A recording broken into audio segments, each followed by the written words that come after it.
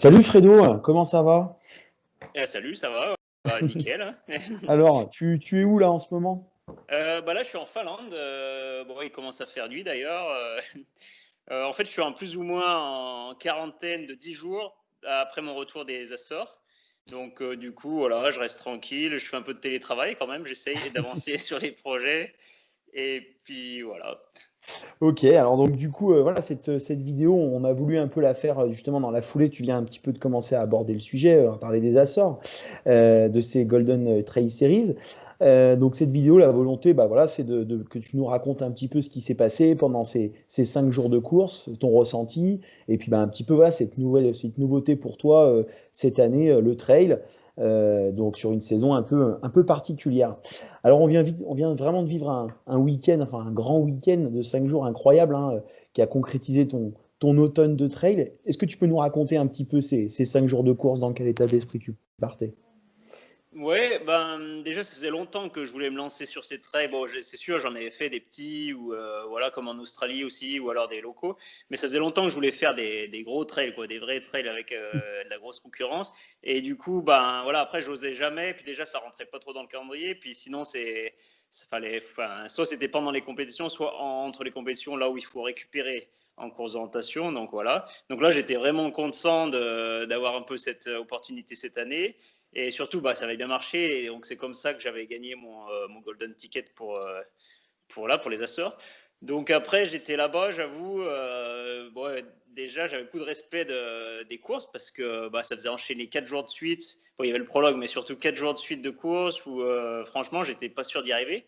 Et voilà. Et d'ailleurs, donc au début, je me suis dit, ah, je vais y aller sous la pédale pour être sûr d'arriver jusqu'au bout, quoi.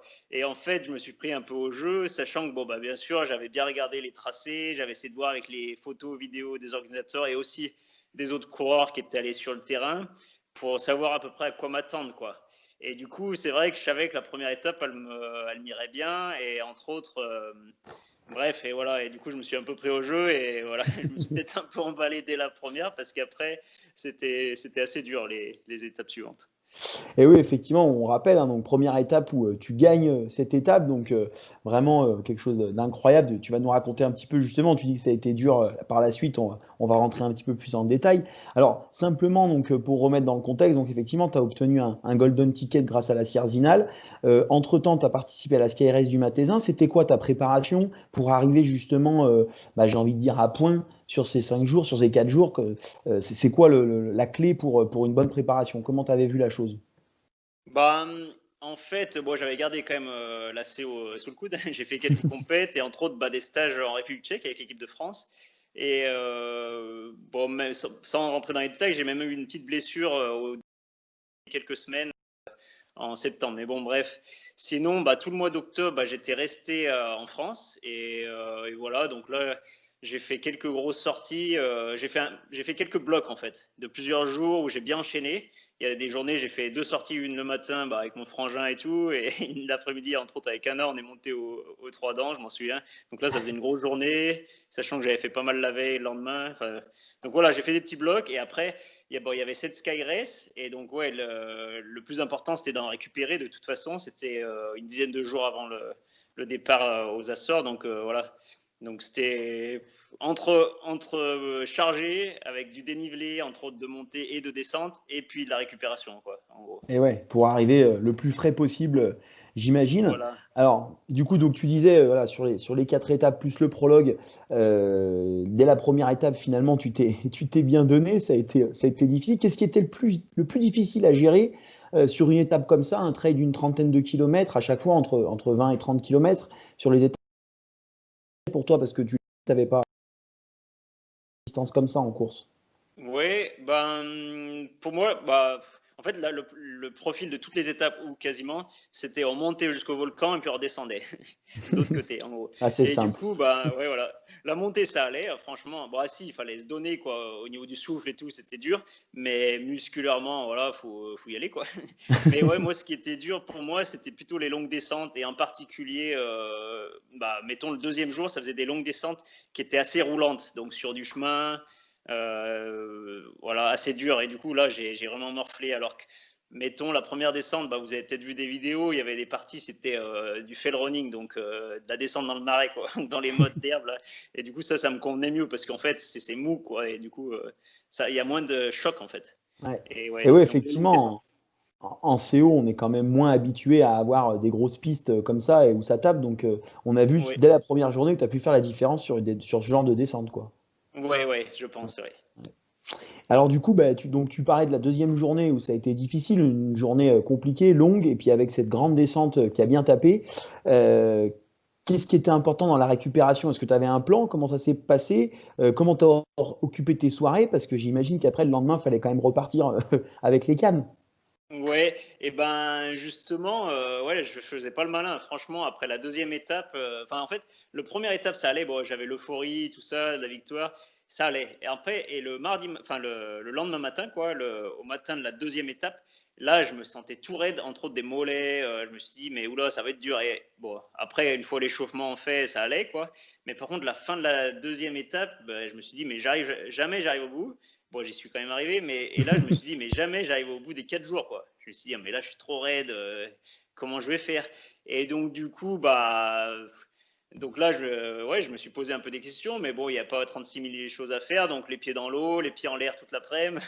Il y avait le jacuzzi, donc là, j'ai bien fait le jacuzzi. Et bon, Ouais. j'avais de la chance, j'avoue, j'ai un copain kiné, donc Guillaume Ribaud, qui était sur place. Et donc là, il m'a fait quelques massages. Et aussi parce qu'on mangeait tous au même endroit, il y avait un réfectoire, tout ça. Et entre autres, je discutais un peu avec les organisateurs qui me demandaient comment ça allait. Je leur dis, ouais, mais là, je suis vraiment tendu, je suis un peu inquiet, quoi. Et ils m'ont dit, et en fait, ils m'ont pris un rendez-vous avec j'avoue, le kiné, enfin, le physio ouais, des gars de Salomon. Et du coup, c'est vrai qu'il avait un peu des méthodes différentes aussi. Peut-être ça a aidé. Bon, après, c'était un tout, quoi. Mais bon, c'est sûr que la troisième étape au matin, j'étais pas non plus serein, quoi. J'étais vraiment tendu encore. Et oui, donc il y a plusieurs choses. Donc les 2 premières étapes, je suis parti en chaussures légères, comme un peu offensif, quoi. Et c'est vrai que ça a vraiment tapé et je l'ai vraiment senti. Donc à partir de la troisième étape, j'ai bien pris, je me suis dit, allez, j'y vais avec des chaussures un peu plus lourdes, quitte à perdre un peu de temps, mais avec plus d'amorti, donc un peu moins d'impact. Deuxièmement, en fait, il y avait pas mal de règles avec les ravitaux, il fallait mettre le masque, tout ça, il fallait maximum 3 par ravito. Et du coup, je savais pas trop comment faire, du coup, j'y allais pas aux 2 premières étapes. Si, la deuxième étape, j'y suis allé. Bref, je me suis pas trop ravitaillé, et puis je Hmm. partais en léger, bien sûr, parce qu'on partait à la montée. Même si on avait une fiole de 500 millilitres obligatoire, donc je l'avais, mais elle était vide, quoi. Et du coup, je pense que là, j'ai un peu accusé le coup pour ça. Donc, la troisième étape, je me suis arrêté à tous les ravitaux. J'ai toujours fait le plein. J'ai bien bu, bien mangé pendant la course. Donc, ce qui fait que oui, j'ai perdu un peu de temps. Mais en tout cas, je suis arrivé au bout, alors qu'elle était plus longue que les 2 premières. Elle faisait 30 bornes, les 2 premières, moins de 25. Et là, à la fin de la troisième, même si j'avais perdu beaucoup plus de temps que les autres étapes et que voilà, j'avais perdu des places, je le savais. Mais là, je me suis dit, ah, c'est bon, je vais arriver au bout. Je me suis dit, alors que la veille, je me suis dit, mais jamais j'arrive au bout, quoi. Donc là, c'était complètement le changement de Finalement, philosophie. c'est la sagesse qui a payé sur la troisième étape, quoi. Voilà, ouais, là, puis ouais, en fait, c'était ma motivation d'aller au bout, quoi. Je me suis Eh dit, ouais. non, c'est dommage, quoi, d'être ici. Et en fait, et ouais, donc pour dire, la première étape, bon, voilà, je m'étais un peu cassé la gueule et c'est vrai que j'ai pas pu me faire une récup directement, donc après, je pouvais plus courir après. Donc pas de récup après la première étape. Deuxième étape, mais j'étais tellement raide, j'avais pas envie enfin, je voulais pas courir. Et troisième étape, c'est la première fois où j'ai pu faire une petite récup, aller faire un peu des footings sur, bon, c'était de la cendre un peu molle et tout. Et donc là, je me suis dit, ah là, c'est bon signe, quoi. C'est bon signe pour demain. Ouais. Et effectivement, le lendemain, c'est mieux que le matin de l'étape 2 et 3, quoi. Ouais. Mais du coup, ça se ressent après derrière parce qu'effectivement, deuxième étape, troisième étape, tu l'expliques pourquoi tu perds un petit peu de temps. Et finalement, sur la quatrième étape, tu as pu contenir derrière et même repasser sur le podium. Je rappelle hein, qu'au soir de la troisième étape, tu étais cinquième au général, un petit peu plus d'une minute de retard sur le podium. Et finalement, tu finis avec quasiment 3 minutes d'avance sur la quatrième place. Donc, parle-nous de cette cinquième étape, finalement, cette quatrième étape, pardon, quatrième journée tu arrives avec quoi en tête en te disant bah, ça va mieux physiquement, je sais que je vais finir. Comment on parle? Couteau entre les dents, te connaissant. Et ben, en fait, ouais, donc là, bien sûr, le soir de la troisième étape, je me suis dit, enfin, ça va être dur quand même. Je me suis dit, bon, il faudrait que j'y aille tranquille et j'avais pas trop regardé le classement. Mais si, après, je me suis dit, allez, ça serait bien d'être dans le. Déjà, le top 10, ça m'aurait fait plaisir. Et là, bon, bah voilà, j'étais encore dans le top 5. Et voilà, donc c'était mon objectif. Bon, après, honnêtement, il y avait des bonnes primes aussi jusqu'au top 5. Donc, c'était un peu dans ma tête aussi quand même. Et donc, du coup, j'avais bien regardé. Donc, il y avait l'Espagnol Oriol, il était 3 minutes derrière moi au général. Et l'Italien, bah, Puppi, lui, il était 5 minutes derrière moi ou 4 minutes derrière moi au général. Après, donc, c'était eux qui étaient 6e et 7e, en gros, qui pouvaient me passer devant. Donc, c'était un peu mon objectif. Je me suis dit, allez, faut les dernières étapes. C'était la plus longue, il y a 34 bornes, faut que j'arrive au bout. Et Ouais. surtout que je les contienne, les deux cocos. Donc c'était ça que j'avais dans la tête. Et c'est vrai que le matin, bon, c'était dur, hein, franchement. Mais après l'échauffement, ça allait mieux déjà. Et puis en fait, les deux premiers, là, l'américain et le polonais, ils sont partis super fort. Et moi, je me suis trouvé un petit peu entre eux deux, ouais, eux deux et Mmh. le groupe de derrière, des Mmh. poursuivants. Donc je me suis retrouvé un peu tout seul. Et en fait, tout le début, ça faisait un peu on montait sur des petits sommets, des petits volcans et tout, avec des parties un peu techniques.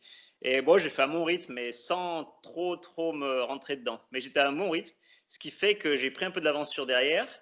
Et bon, j'ai pris du retard sur ceux devant, mais c'était tant pis parce qu'eux, ils étaient trop loin, quoi.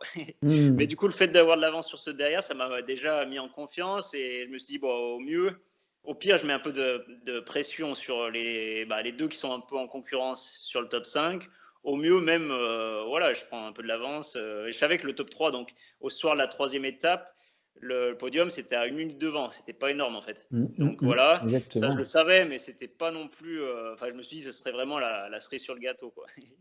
Et en fait, donc il y avait toutes ces petites montées, redescentes, les parties un peu techniques. Après, il y avait une bonne montée, bon, bien roulante, en gros vers le volcan. Donc, mais pareil, je me suis pas mis ventre à terre. Et là, je me suis fait rattraper par le Suisse, Rémi Bonnet, qui Rémi jouait la Bonnet. montée. Donc lui, il l'a montée à bloc. Et après, on avait des parties. Donc là, on devait aller sur le volcan, mais en fait, il y avait trop de vent, trop dangereux. Du coup, ça faisait des grosses parties de pistes roulantes un peu autour. Et là, franchement, on était bon rythme et tout. Et bon, là, moi, ça m'a fait plaisir d'avoir quelqu'un à côté de moi. Je pense que je serais allé moins vite tout seul. Ouais. Et on a commencé à discuter. Moi, je n'avais aucune idée de ce qui se passait derrière. Mais bon, j'ai pu récupérer quelques infos. Entre autres, je savais que, entre autres, Oriol, il a fait un gros effort pour le revenir dessus juste avant la montée. Déjà, je savais à peu près où ils étaient derrière. Je savais qu'ils étaient ensemble au début du segment de montée avec Rémi. Et aussi, je savais qu'ils ne s'étaient pas arrêtés au ravito. Alors que moi, je m'étais bien arrêté au ravito. J'avais bu, plus pris de l'eau. Voilà. J'avais plusieurs infos comme ça, donc qui m'ont un peu réconforté. Et voilà. Et en fait, à la fin de ce plat, en gros, on voyait rien parce qu'il y avait plein de brouillard, mais on entend le groupe derrière. Donc là, on se retourne et en fait, on les voyait. On les voyait. Ils étaient vraiment pas loin, Ah ouais. quoi. Et donc là, il y avait une remontée sur la route. Et là, j'ai vraiment vissé, quoi. Je me suis dit, allez, je serre les dents. Et en fait, là, je pense que ça leur a mis un coup au moral parce ils nous ont revenus dessus. Et là, on est parti, quoi. Ah ouais, Et d'accord. ouais, ouais. À Donc avec l'intox, hein. Rémi, ouais, ouais. Donc avec Rémi, on a bien vissé sur la route. Et en fait, après ça, il y avait une partie de descente dans les champs, quoi. Enfin, on coupait tout droit enfin, les alpages un peu, ou je sais pas comment dire, ouais. Et du coup, bah là, moi, je l'ai fait bien aussi offensif. Rémi, il a même pas essayé de suivre. Et parce que c'est vrai que ça faisait des mottes, il y avait moyen de se faire des juifs ou quoi, mais moi, j'ai fait à bloc, quoi.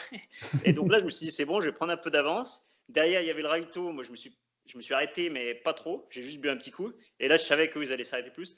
Après, il y avait le sprint. Donc là, c'était un segment de 2 bornes, même. Ouais, 2 bornes, mais à plat. Donc là, voilà, j'ai fait vite, mais sans me mettre ventre à terre. Et après, il y avait une partie super technique. Mais alors là, ils avaient taillé un chemin dans des roseaux, quoi. Et en fait, au sol, forcément, des roseaux. En plus, c'était hyper humide, glissant, monter, descendre, s'accrocher aux arbres. Et voilà, donc là, je l'ai fait bien offensif en me disant, mais là, c'est là-dessus que je gagne du temps, quoi.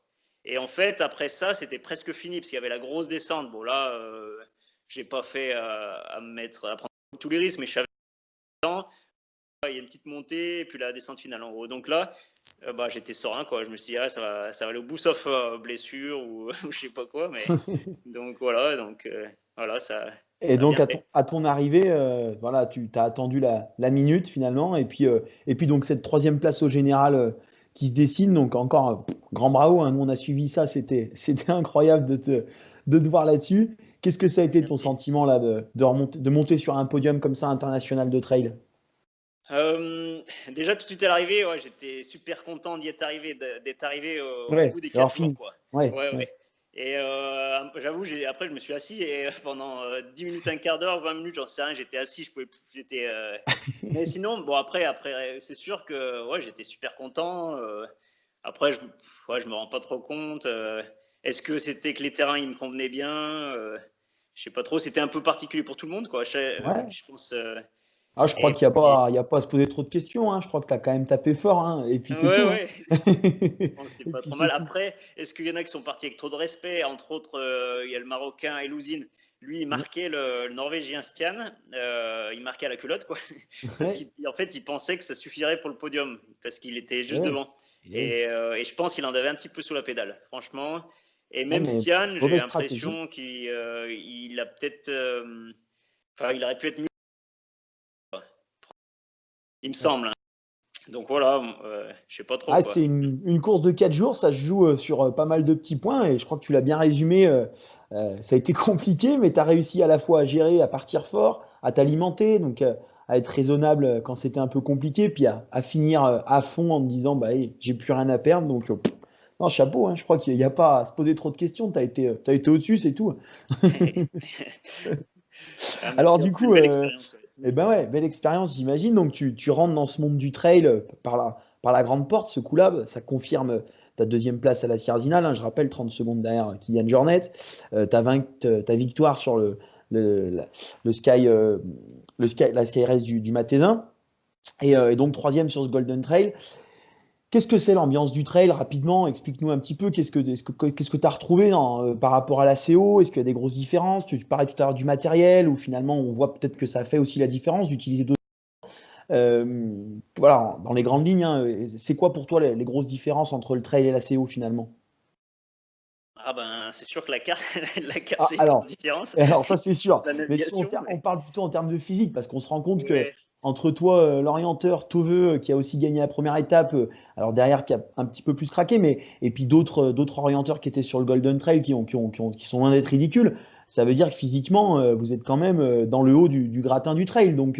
Voilà, ma question c'est un peu quelle est la différence? Qu'est-ce que tu retrouves sur un entraînement, sur la course en elle-même, quoi, par rapport à une CO? Hmm. Je pense que déjà, ce type de trail, donc peut-être 25 bornes ou quelque chose comme ça, c'est des efforts qui sont pas si différents de ce qu'on a en présentation, en tout cas en longue distance. Mhm. Après, plus long, je sais pas. Entre autres, les 30-34 bornes, là, c'était peut-être un peu particulier. Là, il faut plus penser justement ouais, à s'alimenter, Ouais. comment s'hydrater, tout ça. Et après, bah, musculairement, bon, là, je pense que c'était des terrains qui allaient bien. En plus, avec le temps qui était bien humide. Donc, c'était pas trop dur. Mais c'est vrai que musculairement, bah, comme je disais, les grosses descentes, je pense que ça, c'est quelque chose qui est très dur pour nous, quoi. On Ouais, n'est pas trop habitué ouais, en TO. ça serait là-dessus. Par contre, Ouais. finalement, tu dis, le grand atout, ce qui ressort, l'avantage d'un orienteur, c'est finalement d'être en tout terrain. Et tu dis dès la première étape, là, sur ce marécage, où là, tu fais la différence, par exemple. Ouais, en plus, je pense que c'était des terrains qui étaient bien pour nous parce que bah, il y avait la montée qui était en forêt, en gros hyper glissante. Il y avait la descente, c'était ouais voilà le marécage. Et après, il y avait même une dernière partie, bah, toute la dernière partie, donc qui était assez longue, hein, il y avait peut-être 5 qui était sur une partie en forêt avec plein de petits virages. Bon, c'était un sentier, mais quand même forêt et tout. Donc, là, il y a moyen de s'accrocher aux arbres et tout. Et après, la dernière partie, même, c'était un peu dans les dunes. Il y avait plein de bosquets. Donc, pareil, montée, descente, relance, tout ça. Et c'est vrai que c'est des efforts que nous, on retrouve en présentation et qui sont peut-être un peu particuliers pour les trailers. Ouais. Donc, voilà. Là-dessus, vous tirez votre épingle du jeu. Les orienteurs tirent leur Ouais, épingle du jeu. ouais, ouais. Alors, donc, pour terminer un petit peu cette petite interview sur tes années 2020 qui était un peu particulier, donc finalement tu retrouves ton compte sur le trail et je pense que ça a dû te faire plaisir de remettre un dossard finalement, en tout cas de finir l'année avec un dossard. Tu es en coupure actuellement, tu nous as dit voilà, tu es rentré en Finlande, ça faisait 2 hivers que tu étais en Australie. Comment va se passer ton hiver là d'entraînement et puis comment tu as planifié ton année 2021 entre CO et trail alors finalement? Ouais, bon, il y a encore pas mal de questions parce que Ouais, bah, déjà avec les conditions, quoi, le Covid. on verra effectivement. Mais, ouais, mais bon, on on va dire pour l'année prochaine, ouais, je suis vraiment motivé pour préparer le championnat du monde en République tchèque. Donc, j'espère bien me qualifier et représenter au mieux la France, on va dire. Et donc voilà, donc ça sera le focus des 6 premiers mois en gros, sachant que le championnat du monde, il est début juillet. Et donc après, en fait, ça laisse pas mal de temps. Donc après, bien sûr, il y aura d'autres courses de CO, mais que je pense peut-être ne pas faire ou en tout cas ne pas préparer. Et donc plutôt faire des trails et entre autres cette Golden Trail série là. Donc normalement, je pense être invité sur toutes les, enfin la World Series.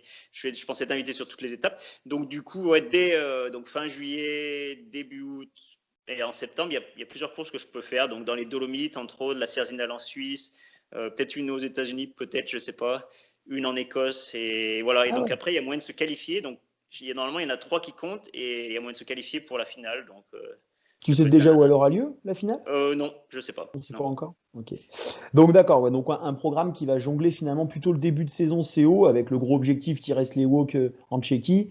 Et puis derrière, si tu peux à nous casser un peu du trail, ça peut être pas mal aussi, quoi. Voilà, ouais, c'est un peu mon idée pour le moment, en tout cas. Bon, mais pour l'instant, tu nous rassures, tu restes quand même dans le monde de la CO. Jusqu'à présent, c'est bon. Ouais, C'est bon. c'est quand même Bon. mon sport, quoi. C'est quand même ton sport. Bon, mais en tout cas, on a pris vraiment énormément de plaisir à te suivre. Ça nous a embelli cet automne 2020, voilà, qui était un petit peu morose au niveau des courses finalement. Et on a pris vraiment beaucoup de plaisir à te suivre. On te souhaite tout le club de PLU, le comité de la Loire, et puis et te souhaite une bonne saison d'hiver, un bon entraînement, une bonne récup aussi, parce que je Ouais, pense que tu en as bien besoin. ouais. Et puis tu as un petit peu de boulot maintenant, non? C'est ça? Quand Ouais, un même. petit peu, voilà. Donc, ouais. Bon, je suis en télétravail, mais ouais, j'essaie d'avancer quand même sur mes projets, ouais. Ouais. Bon, ça roule. Merci Fredo, à bientôt. Eh ben, merci, ouais. À bientôt. Et bonne Ciao. continuation. Au revoir. Bien